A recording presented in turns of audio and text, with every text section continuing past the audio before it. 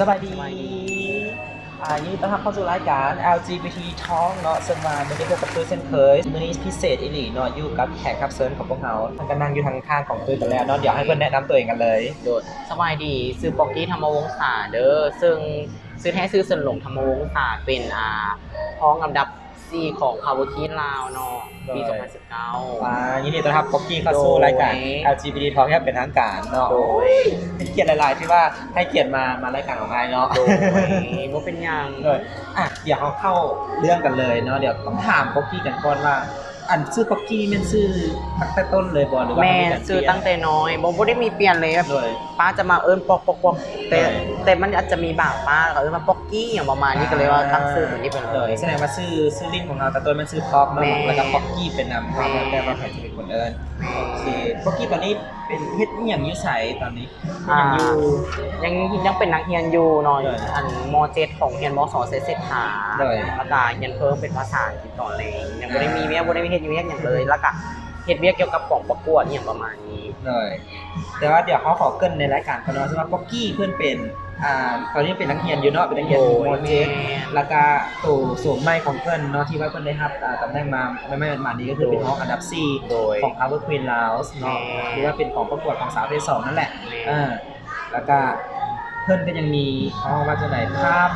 ในความหลังเนาะเป็นเขาว่าจะไหนเป็นเรื่องราวที่ว่าเจ็บปวดในการถือคนอื่นดูถูกเนาะด้วยคำว่าในการเอิ้นว่าในการห้องเกิดเขาว่าเกิดผิดศาสตร์ซึ่งว่าเป็นคำว่าที่ค่อนข้างรุนแรงหลายเนาะแต่ว่าก่อนที่ว่าเขาจะไปเข้าในแต่ละข้อเนาะในแต่ละตัวเขามาลงกันเกี่ยวกับชีวิตตอนยังน้อยของปุกกี้กันก่อนเนาะซึ่งว่าอยากจะพูดว่าปุกกี้ตอนยังน้อยน่ะเห็นตัวเองเป็นอะไรตอนนั้นเป็นคนที่เอาสกปรกแบบบางมื้อตัวเองอาจจะบ่อาบน้ำก็มีแมนจะเป็นคนสีผิวโคตรดำเลยแบบแมนเวลาเขาไปลิ่นเมื่อยมาแล้วเขาแบบจะถึกแม่เว้าให้ตลอดแบบให้ไล่ไปอาบน้ำอย่างประมาณนี้สินะแต่ว่าในตัวเองก็แบบบ่ก็คือมันอาจจะเป็นเรื่องปกติอย่างประมาณนี้เพราะลิ่นหมู่บางคนเขาก็แบบบ่อาบอย่างก็มีเพราะว่าลิ่นเนี้ยมันเด็กน้อยอยู่แถวบ้านอาจจะเป็นแบบผู้ชายอย่างประมาณนี้สินะแสดงว่าแบบปุกกี้ตอนยังน้อยนี่เป็นหนึ่งในคนที่สกปรกแม่โคตรสกปรกเลยแล้วก็เลยในครอบครัวเนาะมีไอ้น้องแล้วกันจักคนมี4 คนโดยแม่เอาซึ่งเขาเป็นคนที่2โดยมีนะแบบก็มีอ้ายเลยอ้ายจะเป็นคนมักเทรนตัวเองให้ตลอดเทรนมาแนวดีแนวไหนบ่ดีก็มีแต่อ้ายส่วนหลายมันจะมักพึ่งอ้ายหลายที่สุดเลยแล้วตอนยังน้อยเขามีประสบการณ์ที่หินหรือว่าเป็นประสบการณ์ที่แบบที่ดื้อของเขาตัวใดที่เขาจื้อแบบฝังใจที่ดื้อว่ะฝังใจหลายที่สุดเป็นซีเมนต์มักเฮ็ดให้พ่อแม่เสียใจในหลายๆอย่างอาจลักไปลิ้นบ่จังซั่นสิอาจนอนบ้านหมู่โดยบ่ได้โทรพ่อเพิ่นบ่เฮ็ดประมาณนี้แล้วก็มักเฮ็ดในสิ่งที่เพิ่นห้ามตลอดแล้วก็จะมักมันหลายอย่างของการที่ผ่านมาเพิ่นจะอีกอย่างผู้ใดเพิ่นก็ยอมรับบ่ได้ในสิ่งที่เฮาเป็นอีกแน่จะมักรักใส่ส้นขาสั้นไปลิ้นบ่แบบอยู่บ้านเฮาจะใส่แบบผู้ชายออกไปต่างจังหวัดไปแล้วเอาไปเปลี่ยนลิ้นหมู่อยู่นอกแม่นแล้วตอนยังน้อยก็แสดงว่าเฮาขี้ดื้อพอสมควรแม่นขี้ดื้อพอสมควรอีหลีหลายขนาดเลยลักเอาไปลิ้นแล้วก็นอนบ้านหมู่อย่างประมาณนี้โดยบ่โทรขอเพิ่นอีหยังเพิ่นก็เป็นผู้หญิงนี่เมื่อบ้านกลับเพิ่นก็หายแล้วเพิ่นก็บอกเพิ่นให้มีสายยาบ่ตอนยังน้อยมีหมู่ตั้งให้ว่าจังได๋สายยาสาวขาสั้นทรงเขียวปัจจุบันก็ยังฮ้องแบบสิเป็นคนใส่ทรงขาสั้นสีเขียวแล้วจะมาแบบไปน้ำหมู่เวลาลิ้นน้ำหมู่จะมาใส่ขาสั้นเพราะว่าเด้ตะกี้น้ำหมู่ก็ตั้งใส่บ้านสาวทรงเขียวปัจจุบันก็ยังฮ้องแบบนี้แม่แบบนี้ก็ยังฮ้องตั้งแต่มาแล้วเขาก็มาเปลี่ยนใหม่เริ่มสกปรกตอนนั้นเด้แล้วก็จะเริ่มมาอีเปื้อนแบบบางคนเวลาเว้าหยังกะยาทุกๆคำเขาจะเว้าให้มันเล็กๆเข้าห้องเนาะมันจะบ่มีกำลังใจเวลาเรียนเลยค่ะเจ้าเอิ้นแบบอีเปื้อนก็เลยว่าเอาจุดนั้นแหละมาเปลี่ยนก็แสดงว่าโอ้เพิ่นก็หินบ่ธรรมดาเนาะสกปรกโซเขียวอีกแล้วก็อย่างมากเป็นลิ้นอีกเนาะบางรักออกไปเล่นอีกการเรียนตอนนั้นเขาคิดว่าเขาอยู่ในระดับไหนตอนนั้นเป็นคนระดับเรียนบ่หรือว่าเป็นจังได๋ระดับแรกๆมันจะบ่มักตั้งใจเรียนเนาะแล้วหลังจากที่เฮาฮู้คนพบว่าเฮาแบบเฮาต้องเป็นสาว2เลยพ่อแม่เฮาต้องยอมรับบ่ได้เลยก็เลยว่าเอาการเรียนแรกเริ่มแต่แบบ ได้ป .1 ฮอดป .5 นี่ก็เรียนได้อยู่ประมาณที่8ที่9จนมาฮอดม .1 ม .1 ขึ้นมาต้องพัฒนาตัวเองเพราะว่าถึงว่าจะยอมทำบ่ได้เฮาก็ต้องเอาการเรียนแลกเพิ่นให้เพิ่นรู้ว่าเฮาเป็นจังซี่แล้วเฮาก็ยังสามารถแบบตั้งใจเรียนให้เพิ่นได้ประมาณนี้ให้เพิ่นรู้แบบบ่อยากให้เพิ่นว่าเฮาเรียนบ่ได้แล้วยังเป็นจังซี่แล้วบ่อยากให้เพิ่นแบบ ก็แสดงว่าการเรียนของเขาบ่ได้ขี้ได้แต่ก็บ่ได้เด่นข แม่ นาดนั้นแต่ว่า ได้กับบางม .1 ม .2 ม .3 ก็ได้ที่1ทุกเดือน แต่ว่าด้วยความที่ว่าเขาอยากพิสูจน์ให้กับพ่อแม่เพิ่นเห็นเขาก็เลยพยายามฝืนตัวเองให้มั เอา นเด่น ผ่านเรียนแรกแบบคล้ายๆกับแบบเดือนนี้เฮาได้ที่นี่เด้อเจ้าเจ้าอย่างนี้เฮาอย่างประมาณนี้สินะก็ค่อยแบบเดือนนี้ได้ที่1เดือนนี้ก็ใส่เสื้อซ้อนประมาณนี้เดือนนี้ได้ที่1ต่อมาก็เริ่มกินยาคุมแบบว่าต้องค่อยๆปรับไปเทื่อละน้อยเพิ่น ใกล้ๆคือต้องได้แลกเปลี่ยน แม่นแลกเปลี่ยนเทื่อละน้อย เจ้า แต่เพิ่นก็ต้องยอมรับเลยเพราะว่าเพิ่นก็แบบเพิ่นเมาหลายเทื่อละเด้เพิ่นก็หายเพิ่นก็ตีกันหยังเพิ่นจนเอาส่งไปทิ่มแหละแล้วก็เลยว่าลากซื้อแบบเห็นน้องเป็นผู้หญิงเด้จะมาเอาส่งขาสั้นน้องมาใส่อย่างประมาณนี้แล้วก็เห็นแบบของหมู่ของเอื้อยอย่างเอามาใส่ แล้วอันคือว่าในเรื่องของพ่อแม่ยอมทำเนาะไอ้เลยอยากถามว่าเขาพูดตัวเองตั้งแต่ตอนไหนว่าเขาเป็นแบบนี้เสียนะ หมู่ตัวเองหันแม่นบางม มอซี 4แม่นเริ่มเป็นคนที่ว่ามักรุ่นอายุเฮียนนี่แหละตั้งแต่ว่าม1หาม4อะจะบ่ปานนี่จะติดในการเล่นหยังแบบน้ำมูลิ้นน้ำมูขี่รถน้ำมูนี่แต่กี้แบบเรื่องเฟซบุ๊กมาจะมาแฮงอะนะเรื่องการเต้นการหยังมาจะมาแฮงแล้วบัดนี้เริ่มม4มาเริ่มมาจริงๆจังๆเริ่มมาจริงจังๆแล้วก็เริ่มพัฒนาตัวเอง1มันจะเป็นคำเว้าของหมู่ใน2เวลาเห็นหมู่งามแล้วเฮาก็อยากหมู่งามคือหมู่เวลาไปไสมันจะเป็นการดึงดูดที่ดีคนจะมักย่องยอเฮาเวลาเฮาไปน้ำมูมันจะเป็นดอกเลยเฮาจะแบบคล้ายๆคือแบบจังได๋คนจะเป็นคนมักเว้าให้อยู่ประมาณ อันนั้นคือเป็นระยะที่ว่าเขาอยากงามอยากเปลี่ยนแปลงตัวเองแต่ว่าถ้าสมมติเป็นระยะที่เขาพูดตัวเองว่าถ้าบ่เป็นผู้ชายเสียนะมันเป็นช่วงใดของชีวิตหรือว่าเขาเกิดมาแล้วเขารู้สึกตัวเองเลยบ่หรือว่ามันมีเหตุการณ์ใดแล้วมีตอนไหนที่เขาเฮ็ดให้เขาฮู้ว่าเฮ้ยเขาบ่เป็นผู้ชายแล้วมม .6 แม่นมว่างบางพักแรงนี่แหละว่าตอนม6ยังมีหนวดอยู่ยังคิดว่าเฮาอาจจะเป็นเล่นๆนะยังแบบเป็นสาว2แต่เริ่มมาจริงๆจังๆกับชีวิตแม่นม6เลยว่าคือจังไหนสิเฮ็ดให้ตัวเองแบบเป็นดังแท้ได้อย่างประมาณนี้สินะก็เลยว่าเปิดใจเว้านำแม่เลยก็ส่วนสิผ่านประสบการณ์นี้มามันก็ยากอีหลีมันยากหลายแล้วก็ต้องได้เพิ่นมีแต่แม่แหละเป็นคนเข้าใจพออาจจะบ่เข้าใจหลายเท่าแม่แล้วเวลามีหยังสิมาปรึกษาเพิ่นจะมักว่าเฮ็ดจังซี่ได้บ่แม่เฮาก็ว่าเฮ็ดได้ต่างแต่ว่าอย่าสู้ให้พ่อเฮ็ดอย่างประมาณนี้สินะเพิ่นจะช่วยในทุกๆอย่างเลยแสดงว่าตอนยังน้อยก็คือว่าใกล้ๆคือเฮาก็แสดงออกอยู่นั่นแหละเนาะในเรื่องของทางกายภาพของเขาแต่ว่าเขาลิ้นๆแต่ตัวเองเขาก็บ่มั่นใจคือกันเขาก็ไปตามแต่ละมือซื่อๆเราก็ยังบ่รู้ว่าผู้ชายมันจะได้ผู้หญิงมันจะได้แบบเป็นสาวเป็น2เป็นใจเขายังบ่ทันได้คอนเฟิร์มอย่างชัดเจนเนาะแต่ว่าอยู่ช่วงม.4 เขาเริ่มมีความฮักม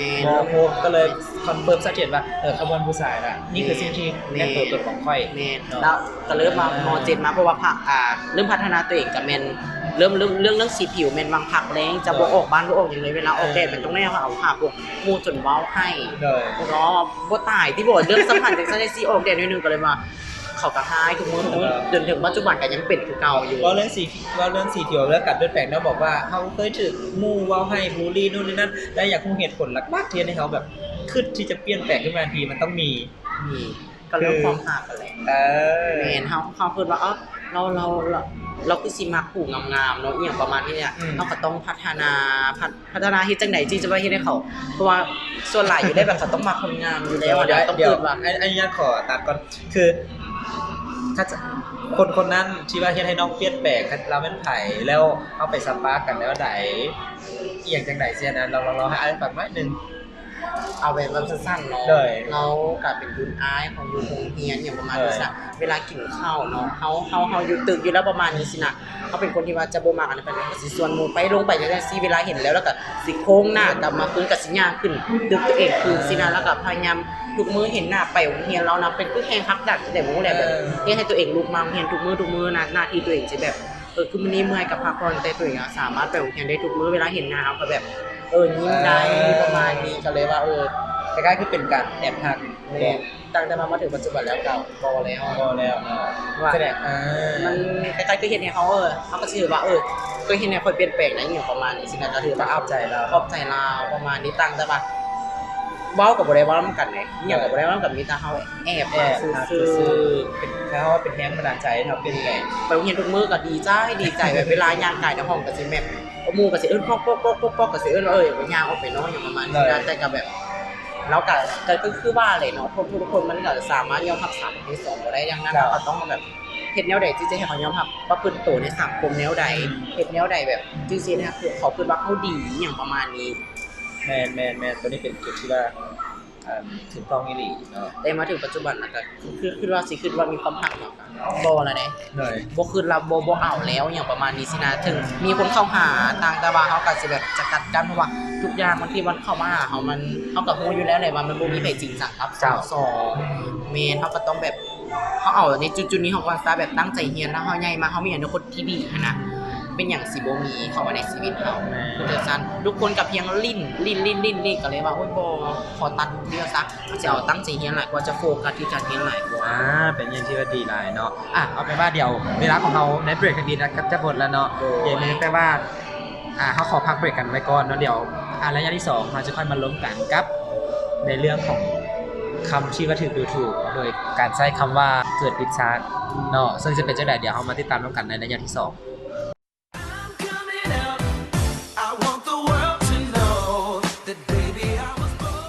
มาพบกับระยะที่2เนาะซึ่งเรายังอยู่กับแขกรับเชิญคนเก่าของเรากับน้องป๊อกกี้หรือว่าสนหลงธรรมวงศาเนาะห้องอันดับ4 Power Queen Lounge 2019นั่นเองเนาะซึ่งว่าระยะนี้เขาจะมาถามจะมาจี้ผมเนาะขอใครก็มาจี้ผมกับสิ่งที่เพิ่นแชร์มาว่าเพิ่นถูกคนอื่นดูถูกเนาะด้วยคำเว้ากับคำเว้าที่ว่าเกิดผิดชาติซึ่งว่าเกิดผิดชาตินี่ถือว่าเป็นคำเว้าที่ว่าแฮงเนาะสนหลงเนาะ อันอยากรู้ว่า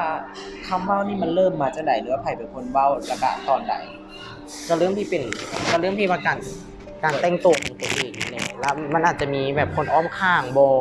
ประมาณคนแถวบ้านบ่หรือว่าอาจจะเป็นแบบส่วนอื่นบ่อย่างประมาณนี้ในเวลาที่เฮาไปนำพ่อนำแม่เฮาสินะแล้วคนก็สิมาถามกันคล้ายๆคือหมู่พ่อบ่หมู่แม่บ่แล้วเขาสิถามว่าแล้วมันอาจจะมีลูกของหมู่พ่ออหย่างประมาณนั้นเขาก็สิว่าเฮาเป็นหยังคือเป็นกระเทยแบบเขาจนบ่อยากเข้าใกล้หาน่ะเกิดผิดซ่าเนาะแล้วมันอาจจะมีแบบเขาสิว่าอันอีหยังก็อันบ่อีตนพ่อแม่เอาโทษเด้อบ่อีตนพ่อแม่มึงว่าอีหยังประมาณนี้สินะเป็นหยังคือเป็นกระเทยจังซั่นจังซี่มันอาจจะแบบหลายอย่างแล้วแบบหนึ่งแม่นเฮาก็เบิ่งแค่ความรู้สึกพ่อแม่เฮาแน่หั่นเนาะแบบมันก็บ่มีผู้ใดอยากให้ลูกของตัวเองเป็นสาวโสดเนาะตั้งแต่ว่ามันได้เป็นแล้วเราก็ต้องได้ทำไต่ประมาณนี้แหละแบบมันก็กระทบถึงพ่อแม่เฮาแน่อีหยังประมาณนี้สินะเพิ่นอาจจะยอมรับบ่ได้ในการเว้าเนาะทุกคนแบบหมู่ของหมู่พ่อหมู่แม่เขาก็สิถามตลอดว่าเป็นหยังคือเป็นสาวสอนแต่คำที่ถูกเว้าให้หลายที่สุดก็แบบเกิดผิดซะอย่างประมาณนี้สินะแล้วเขาก็สิแบบประณามให้ตลอดเวลาไปใส่มาใส่ประณามให้ตลอดเห็นเหตุพ่อแม่เขาอายในแบบในหลายจุดที่ว่ามีลูกเป็นสาวโสดสินะ ซึ่งว่ามันเจ็บปวดที่สุดก็คือว่าเป็นหมู่ของเป็นลูกของหมู่ของพ่อแม่ของเขาซึ่งว่าเขาเจ้าพยายามที่จะใช้คำเว้าพยายามที่ใช้กิริยาเพื่อให้ผู้ปกครองหรือว่าพ่อแม่ของเขาอายซึ่งนั่นเป็นสิ่งที่ทำให้เขาเจ็บหลายที่สุดก่อน แล้วถ้าเว้าโดยตรงเขาก็อาจจะแบบเจ็บอยู่แต่ก็บ่ถึงเจ็บหลายแต่ว่าแบบถ้าเว้าถึงได้ยินพ่อแม่เขาหั่นน่ะมันก็จะแบบมันก็จะขึ้นหลายแน่เวลามาบ้านมันก็จะขึ้นหลายมันก็จะบ่เว้าอย่างประมาณนี้จนพลิกกันจนกับแบบจนพ่อแม่ก็หายหลายเทื่ออะไรก็หายหลายเทื่อก็จนแบบคือแบบอยากหนีนะในสมัยตะกี้เนาะก็คือว่าเขาอาจจะแบบเก็บเครื่องเส้นถงแล้วเขาอาจจะไปตามทางเขาอย่างประมาณเนี้ยแต่สุดท้ายแม่งก็หนีรอดบ่ได้แล้วก็เลยคือว่าพ่อแม่เฮาแบบคือจังซี่ย้อนมาใหญ่มาแม่นเพิ่นก็เคยเว้านำเฮาเนาะว่าใหญ่มาเพิ่นบ่อยากให้เฮาแบบย่านเฮาบ่มีอนาคตบ่เป็นจังซี่แล้วเราเห็นในจุดอื่นนะเพราะว่าในสังคมลาวมันยังบ่เปิดกว้างในสมัยนั้นเพิ่นก็คิดว่าใหญ่มาลูกค่อยสิเป็นจังได๋แบบสิมีเวียกเฮ็ดอยู่ว่าเพราะว่าส่วนหลายเพิ่นบ่เคยเห็นสาวสองตอนในหัวโบราณของเพิ่นน่ะเนาะเพิ่นจะคิดว่าสาวสองบ่ได้มีเวียกดอกอีหยังประมาณนี้สิล่ะเพิ่นจะหายจะด่าตลอดเพิ่นจะว่าเป็นหยังคือละบ้านมีละบ้านอันใหญ่มาสาวสองสิเป็นสิมีเวียกเฮ็ดงานทำที่ดิสิได้เป็นเจ้าเป็นนายเขาว่าใหญ่มากก็ถึงจะเข้าเมาให้จังซั่นจังซี่หยังประมาณนี้สินะก็เลยว่ามันก็ในหลายๆด้านก็เลยแบบเจ็บที่สุดก็เป็นเพิ่นทุกแบบเว้าว่าด้วยผ่านเสียดสีหมู่ของพ่อแม่เฮา มันมีผลกระทบของเขาโดยตรงแล้วไหนบ่หรือว่าหลังจากที่เขาได้รับคำเว้าคำดูถูกเนาะคำว่าเกิดผิดชาติเนี่ยประมาณนี้ซ้ำๆซากๆแล้วมัน impact อย่างกับเขาแน่มัน effect อย่างกับเขาแน่ มันเป็นจุดที่ว่ากระดึงอยากให้เขาดึงขึ้นมาในจุดนั้นก็คือว่าเขาต้องได้เปลี่ยนเป็นนั้นเขาเป็นสาวสองแล้วเขาต้องได้เปลี่ยนเป็นซ้ายบ่ขึ้นนาว่า มันอาจจะเฮ็ดให้ตัวเองบ่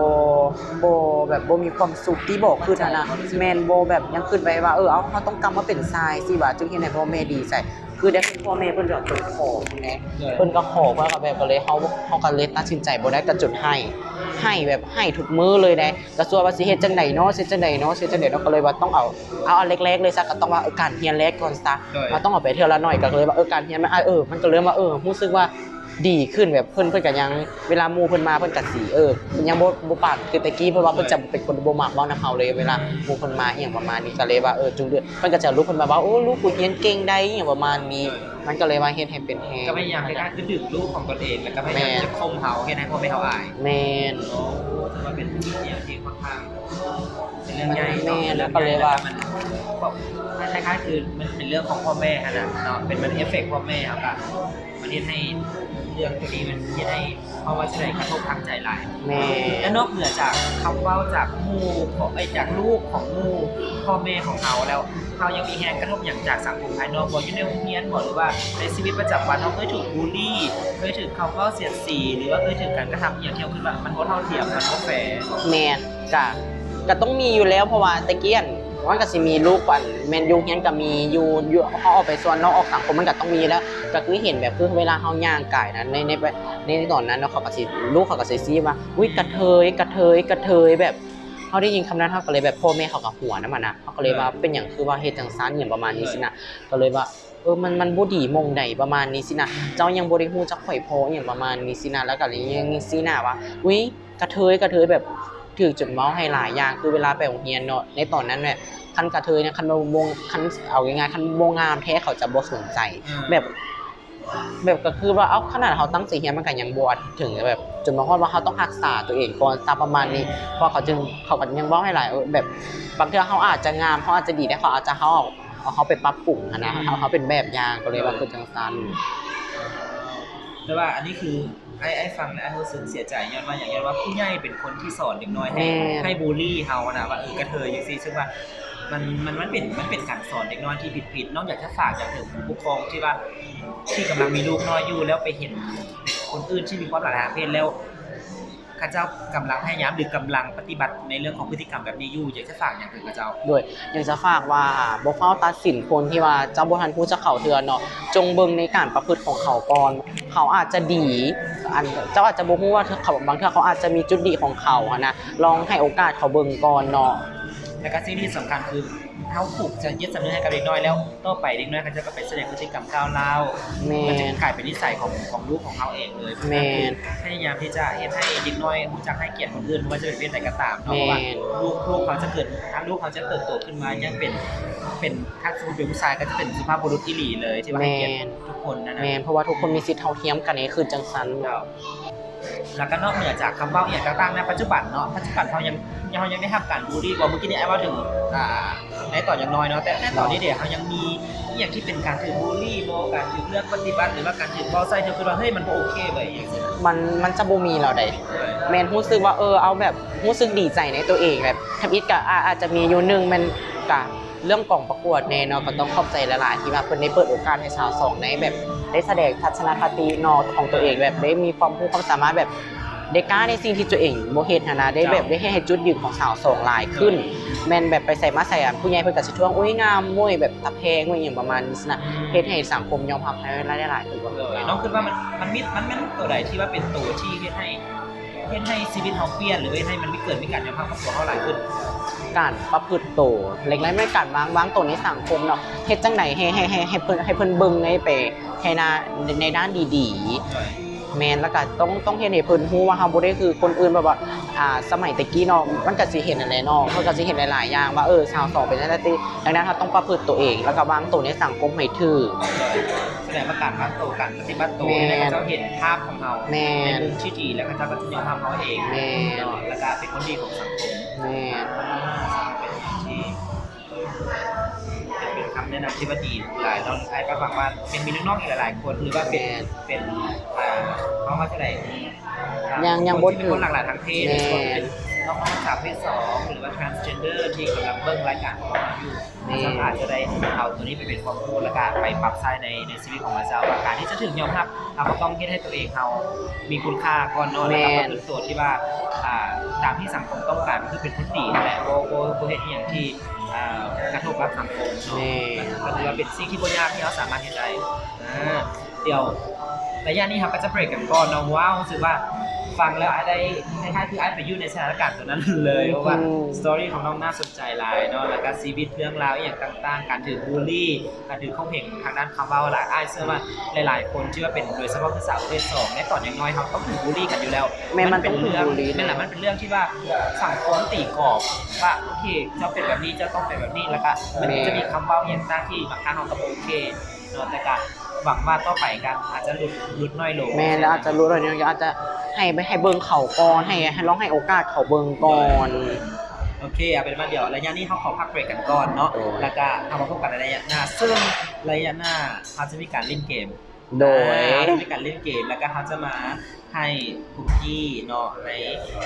อธิบายกับบทบาทใหม่เนาะที่ว่าเขาเกินแต่ต้นรายการนั่นก็คือการเป็นห้องอันดับ4ของ Power Queens เนาะอยากจะให้น้องได้อธิบายว่าเป็นไปเป็นมาจะได้ให้ทุกคนมาประกวดเนาะแล้วก็อยากจะมีข้อคิดอย่างให้กับทางที่มารับชมรายการของพวกเขาเนาะเดี๋ยวเราพบกันในระยะหน้า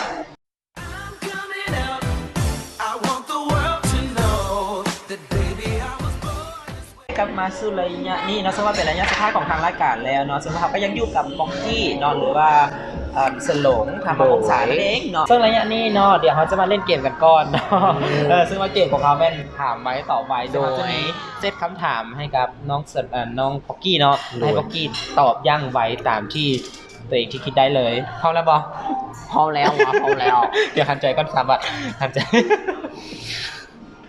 โอเคถ้าพร้อมแล้วเนาะเขาถามตัวเองเลยถ้ามีคนมาบอกเขาว่าให้เปลี่ยนเป็นผู้ชายตอบเขาจะว่าจากไหนบอโอ้บอเลยเราเป็นบอเลยเอาแนวเขาอยากเป็นผู้หญิงดีถ้ามีผู้หญิงมามักจะตอบเขาจะว่าบอเขาก็เป็นผู้หญิงจะสิมาผู้หญิงว่าเขาก็เป็นผู้หญิงแม่เขาก็เป็นผู้หญิงจะสิมาผู้หญิงว่าแม่ถ้ามีคนย่างเข้ามาฮักถ้าสมมุติว่ามีคนย่างมาตัดทางไม่เห็นเขาแล้วมาบอกเขาว่าเป็นกระเทยสินะเขาจะว่าจะไหนปากบ่ออกเลยปากบ่ออกแม่ปากบ่ออกแม่บ่ได้รู้จักกันแล้วซึดเลยไม่ตายางธรรมดาเลยยางธรรมดาเลยบ่ตอบบ่โต้ตอบแม่บ่โต้ตอบถ้าสมมุติว่าเห็นผู้บ่าวหล่อๆบ่ได้เห็นผู้บ่าวหล่อๆแล้วเขารู้สึกมักแล้วเขา approach หรือว่าวิธีที่เขาจะเข้าไปหาเขาสิเว้าด้วยคำเว้าจังได๋ก็ว่ารอนอเป็นตาแพงนออย่างประมาณนี้เขินวันนี้คันมีหมู่ผู้หญิงเขาจะมาปรึกษาเขาเรื่องความรักเขาตอบเขาจะว่าเป็นจังได๋กูบ่เคยมีอย่าปรึกษาเขาก็แม่บ่เคยมีเขาบ่เคยมีเลยก็จะมโนให้เนาะก็จะเป็นแบบคำแนะนำแบบมโนให้สุดท้ายคือถ้าสมมุติเขากำลังเดินแบบอยู่ดีแล้วพาลุดปั๊บเขาจะมาเซ็กซี่บอเซ็กซี่คือจะแบบจะถามแมนเขาต้องแก้ไขสถานการณ์ตัวนั้นเลยเซ็กซี่บอยมันจะบินเลยแมน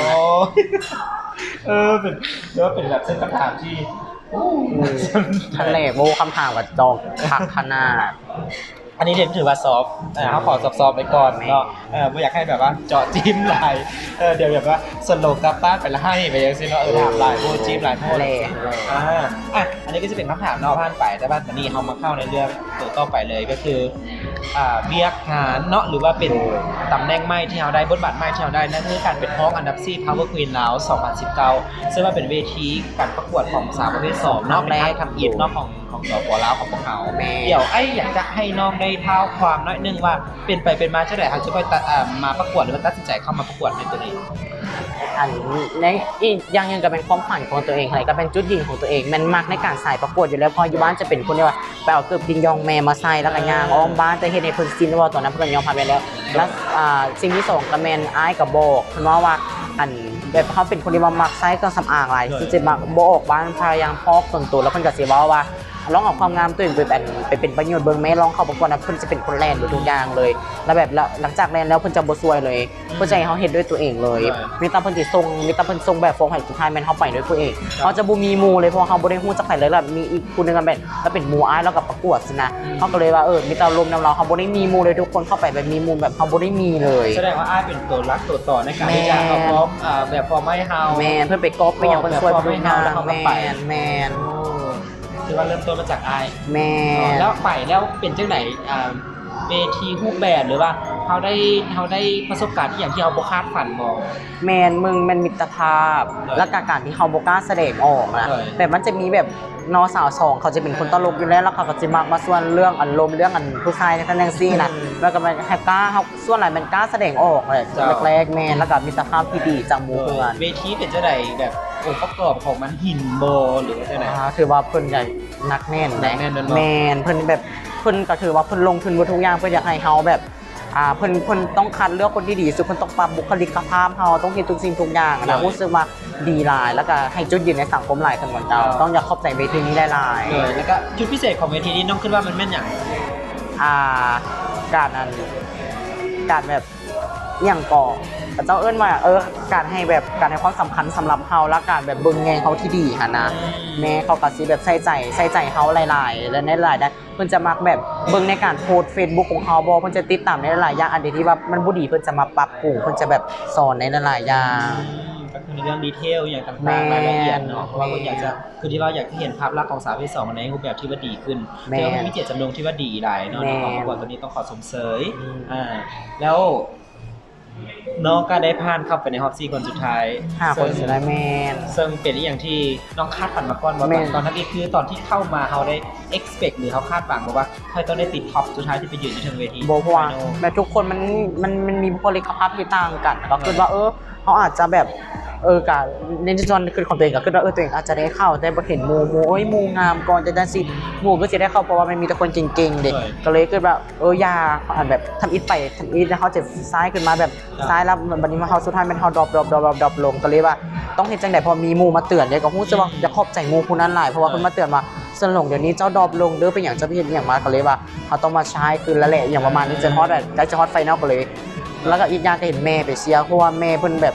เพิ่นกับน้ำเรียนไปเพื่อเห็นน้ำตาเพิ่นซึมอย่างประมาณนี้ต้องเฮ็ดให้มันดีที่สุดอะตัวเองก็ให้แล้วนะในใจนี่ให้ละว่าตั้งแต่มือออกมานี่สั่นจนแบบเพิ่นเหลียวเบิ่งแบบมีป้ามีแม่มีหยังไป ใน พอ รอบไฟนอลบอก แม่ท็อปไฟนอลเลยพออาจจะบ่ไปแต่เห็นน้องว่าเพราะว่าน้องเบิ่งนะพอเนาะก่อนเบิ่งไลฟ์สด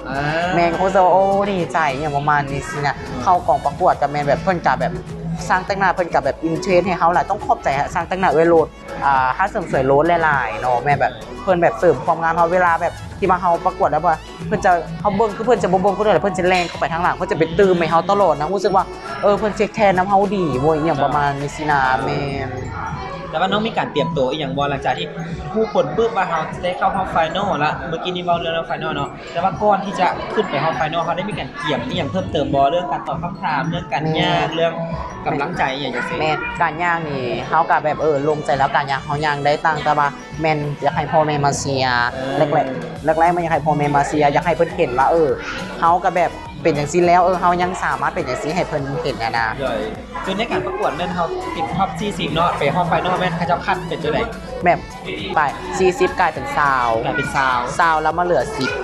อจากตัว40กลายเป็นซาวแม่นเขาเจ้าคัดจังได๋คัดเอาจากบุคลิกภาพ 10แม่นการย่างการอย่างของเขาแม่นแล้วก็เพิ่นก็เริ่มเก็บคะแนนมาเต็มมือทำอินแน่แม่น สูงสุดแล้วก็บวกกับ แมนกับมือนั้นน่ะแมนเพราะว่าเพิ่นก็สิเบิ่งมาผู้นี้แม่นมากล่องตลอดแม่นผู้นี้ประพฤติตัวดีอย่างประมาณที่น่ะเร่งสุดท้ายแม่นเพิ่นเบิ่งที่บุคลิกภาพหลายกว่าใดเวลาไปหยังคือเวลาเฮานั่งอีหยังเพิ่นจะเบิ่งเขาบ่ทุกอย่าง หลังจากเขาคัดมา20คนบัดนี้เป็น10คนถูกบ่ แมน แล้ คื ว อ จาก20เป็น10นี่แม่นมีการตอบคำถามบ่ แมนท็อป10มันจะได้ตอบคำถาม บ่จาก20มาเป็น10นี่เขาต้องเฮ็ดจังได๋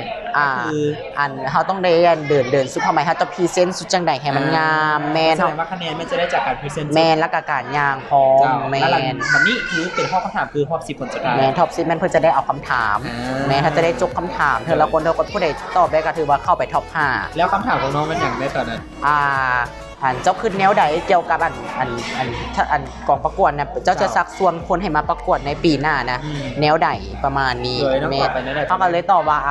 เวทีนี้เป็นเวทีที่เปิดโอกาสให้แก่สาวสองซึ่งจะได้แสดงทัศนคติของตัวเองเป็นเวทีที่ให้เฮากล้าแสดงออกในสิ่งที่เฮาบ่กล้าแม่นก็เลยอยากขอเชิญชวนให้สาวสองแต่ละคนเราลองมาประกวดเบิ่งเพราะมันอาจจะเป็นแบบการให้สาวสองยืนในสังคมหลายขึ้นมีจุดยืนในสังคมหลายขึ้นแล้วก็เขาก็เป็นหนึ่ง แม่คนที่เลือกเข้าในท็อป5ท็อป10แล้วก็ท็อป5แม่ตื่นเต้นว่าซื้อแรกของตัวเองเลยท็อป10กับ13ท็อป5กับ13ออกไปทำกับ13เลยแล้วก็และสุดท้ายเขาก็คือเขาก็ได้ท็อป5มาแม่น้องระดับนี้แม่ก็ถือว่าดีใจก็ถือว่าเก่งล่ะก็ถือว่าเป็นน้องน้อยในฮันแล้วในแต่ละห้องน้องคิดว่าห้องใดที่ว่าหนักสุดอยู่ในงานห้องไฟนอลในระยะใดที่ว่าหนักสุดอะจากที่ซีมาเป็นสาวจากสาวเป็นซีหรือจากซีมาเป็น5หรือห้องใดที่ว่าน้องคิดว่ากดดันสุดกดดันสุดแม่นจากซีมาเป็นสาวย้อนว่าตื่นเต้นเพราะว่าตัวเองยังบ่ได้ใส่สุดอันนั้นเถื่อเด้มีแต่ตัวเองใส่สุดนะเพราะว่าตัวเองสั่นบ่ทุกอย่างแบบเห็นเลยกระเบื้องเลยเวลาเพราะว่าก่อนสิเข้าไปมันสั่นขาก็สั่นทุกอย่างก็ตื่นเต้นตอนนั้นคือว่าตัวเองสิบ่ได้เข้าไปแล้วนะรุ่นแม่นตัวเองเข้าไปได้คนที่13แม่นก็เลยว่าแล้วก็เลยว่าโล่งใจแล้วเข้าไปท็อป20ก็เลยว่าอุ๊ยบ่เป็นหยังบ่เข้าบ่ติดกับยาก็ถือว่าเฮาเฮ็ดได้ซำนี้ถือว่าดีก็เลยว่าเข้าไปท็อป10ก็เลยว่าตอบคำถามได้ก็เลยว่าคือว่าเขาต้องยืนเพราะว่าเขาเห็นหมู่แต่คนตอบบ่ได้เนี่ยก็เลยว่าเขาต้องอยู่ท็อป5อะไรอย่างประมาณนี้สินะแต่เขาท็อป5ก็เลยว่าตื่นเต้นว่าเกือบบ่ได้ขึ้นฮอตเวทีมื้อนั้นน่ะสุดฮิตบ่ได้แน่ตื่นเต้นไปทุกอย่างก็เลยว่าไปทุกอย่างก็เลยว่ายามันได้ท็อป5ก็ถือว่าดีจะสิได้ที่หยังกะยาไปได้กันแสดงผลที่ดีครับย้อนหลังโดยครอบใจก็เชียร์แบบยินดีอันนี้ก็จะเป็นพาดไปในเรื่องของการประกวดเนาะ Power Queen ตอนนี้หลังจากเขาได้รับตำแหน่งแล้วเขามีกิจกรรมอีกอย่างหลังจากนั้นบ่แม่เฮาก็ต้องได้ไปขอบใจสปอนเซอร์กันยังไปขอบใจสปอนเซอร์อย่างประมาณที่จะกันยังแบบเสียกิจกรรมแบบไประดมทุนอย่างประมาณนี้ยังมีหลายอย่างแม่เรารู้สึกว่าคุ้มค่าเนาะคุ้มค่าที่เราเสียเพื่อแฮงความตั้งใจอย่างต่อไปอยากฝากอย่างถึงน้องๆที่ว่าอยากจะมาประกวดอาจจะเป็นปีหน้าโดยอยากให้ทุกคนคนที่บ่กล้าแสดงออกเนาะยังแบบยังถึกปานามอย่างประมาณนี้ก็ลองมาประกวดเบิ่งบางทีมันอาจจะให้ชีวิตเจ้าเปลี่ยนแปลงให้ฮู้จักหมู่หลายๆคนอย่างประมาณนี้แล้วก็ได้มีจุดยืนในสังคมหลายขึ้นเลยนะครับวันนี้เขาอยากจะฝากอย่างถึงสาวเวท2ที่ทางบ้านอยากจะฝากเมสเสจหรือว่าคำว่าอย่างให้กับพระเจ้าเพื่อให้พระเจ้าได้รับการยอมรับโดยแรกๆแม่งก็ต้องแม่งประพฤติตัวเนาะต้องวางตัวแนวใดในสังคมมันถึกแล้วแบบเดี๋ยวนี้สังคมเรามันก็เริ่มเปิดกว้างแล้วนะก็ร้องอยากให้สาว2ลองลงมือเฮ็ดก่อนถึงเขาจะบ่ได้กับยาเขาก็ต้องลงมือเฮ็ดก่อนเนาะให้มันฮู้ให้ได้ฮู้ว่าเขาได้เห็นในสิ่งนี้แล้วแม่นแล้วก็ต้องประพฤติตัวแล้วต้องวางตัวในสังคมให้มันนั่นให้มันแม่นสุดท้ายวันนี้เขาอยากฝากอย่างถึงคนที่เป็นพ่อแม่หรือว่าเป็นคนที่บ่แม่น LGBT อยากให้เขามาเข้าใจเขาอยากจะให้เขาเฮ็ดจังได๋ลองให้โอกาสเขาเบิ่งเนาะบางเทื่อเขาอาจจะบ่ฮู้ในจุดที่เขายืนฉะนั้นเขาก็ต้องการโอกาสจากเจ้าถ้าเจ้าให้โอกาสเขาแล้วเขาก็สิเฮ็ดให้มันดีที่สุดเขาก็สิประพฤติตัวให้มันดีแล้วก็เป็นคนดีของสังคมว้าวก็ถือว่าเป็นการโอ้ร่วมกันที่แบบว่าม่วนกันเลยเกินเนาะเพลินกันมาเลยได้3 เพลินเลยเกือบ1 ชั่วโมงเต็มเลยใช่ป่ะวันนี้ก็ต้องขอบใจหลายเนาะเวลาของเราใกล้จะหมดแล้วก็ต้องขอบใจน้องเฉลิมด้วยว่าของพี่หลายๆที่ว่าให้เกียรติมารายการของเราเมื่อป่ะเซลล์น้อยนึงแต่ก็บ่เป็นอย่างเนาะบ่เป็นอย่างโดยถ้าก็ต้องขอบใจเพจLGBT2 Talk แน่นอนเพราะว่าได้ให้น้องมาแชร์ประสบการณ์แชร์ความรู้หลายๆก็ต้องขอบใจหลายๆเข้าใจโดยผู้ใดที่ว่าอยากที่จะถามเนาะช่องทางของพวกเรามีอยู่3ช่องทางด้วยกันเนาะก็คือว่าเขาจะมีตัว LGBT Talk กับรายการที่ว่าเขาสัมภาษณ์แขกรับเชิญที่เป็นคนหลากหลายทางเพศเนาะหรือว่าคนที่เป็นคนสนับสนุนความหลากหลายทางเพศเนาะสามารถจะเข้ามาตรงนี้เลยเดี๋ยวเขาจะมีรูปขึ้นข้างหน้าเนาะแล้วเขาก็จะมีเพจสำหรับ Tommy คือ Tommy Forever เนาะสามารถจะเข้าไปเบิ่งเนาะการเคลื่อนไหวอย่างต่างๆได้แล้วเขาก็ยังมีเพจใหญ่นั่นก็คือ LGBTQ Equality หรือว่าพื้นที่ความเท่าเทียมเนาะผู้ใดที่ว่าอยากจะรู้เรื่องราวกิจกรรมอย่างต่างๆเกี่ยวกับคนหลากหลายทางเพศทุกเพศเลยหรือว่าเป็นกิจกรรมที่เราลงไปเฮ็ดกิจกรรมอย่างต่างๆก็สามารถเข้าไปเบิ่งได้เนาะและสำหรับมื้อนี้เนาะด้วยพร้อมกันครับปอก็ต้องขอลาท่านผู้ชมไปก่อนเนาะพบกันใหม่ในEP หน้าซึ่งเขาจะมาร่วมกันว่าแขกรับเชิญคนต่อไปเป็นไผนะสำหรับมื้อนี้พวกเรา2คนต้องขอกล่าวคำว่าสบายดี